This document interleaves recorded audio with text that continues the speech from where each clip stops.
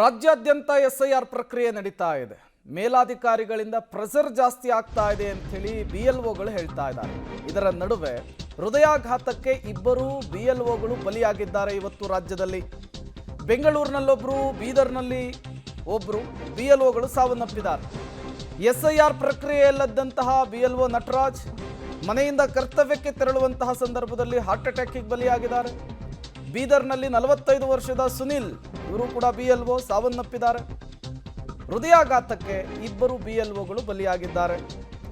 ಈ anganwadi teachers, village ಅಕೌಂಟೆಂಟ್ಸ್ಗಳನ್ನು ಬಿಎಲ್ಒಗಳು ಅಂದರೆ booth level ಆಫೀಸರ್ಸ್ಗಳು ಅಂತೇಳಿ ನೇಮಕ ಮಾಡ್ಕೊಳ್ತಾರೆ. ಎಸ್ಐಆರ್ ಪ್ರಕ್ರಿಯೆಗೆ ಪ್ರೆಷರ್ ಜಾಸ್ತಿ ಇದೆ ಅಂತ ಹೇಳ್ತಿದ್ದಾರೆ. ಸಾಟರ್ಡೆ ಸಂಡೇ ಕೂಡ ಕೆಲಸವನ್ನು ಮಾಡಿಸ್ಕೊಳ್ತಾ ಇದ್ದಾರಂತೆ. ಬೆಳಗ್ಗಿನ ಜಾವ 6 ಗಂಟೆಗೆ ಡ್ಯೂಟಿಗೆ ಹಾಜರಾಗಿ ಅಂತ ಹೇಳ್ತಿದ್ದಾರಂತೆ. ಒಂದು ಕಡೆ ತುಮಕೂರಿನಲ್ಲಿ ಪ್ರತಿಭಟನೆ ನಡೀತಾ ಇದೆ, ಮತ್ತೊಂದು ಕಡೆ ಇಬ್ಬರು ಬಿಎಲ್ಒಗಳು ಹೃದಯಾಘಾತಕ್ಕೆ ಬಲಿಯಾಗಿದ್ದಾರೆ. ನೀವು ಕೂಡ ಅವರ ಫೋಟೋಸನ್ನು ಗಮನಿಸ್ತಾ ಇದ್ದೀರಿ. ಕೆಲಸದ ಒತ್ತಡ ಜಾಸ್ತಿ ಆಗ್ತಾ ಇದೆ ಅನ್ನುವಂತಹ ಪ್ರತಿಭಟನೆಯ ನಡುವೆನೇ ಇಬ್ಬರು ಬಿಎಲ್ಒಗಳು ಬೆಂಗಳೂರು ಮತ್ತು ಬೀದರ್ನಲ್ಲಿ ಪ್ರತ್ಯೇಕವಾಗಿ ಸಾವನ್ನಪ್ಪಿರುವಂಥದ್ದು. ಇಬ್ಬರಿಗೂ ಕೂಡ ಹಾರ್ಟ್ ಅಟ್ಯಾಕ್ ಆಗಿದೆ ಅನ್ನೋದು ಗೊತ್ತಾಗ್ತಾ ಇದೆ.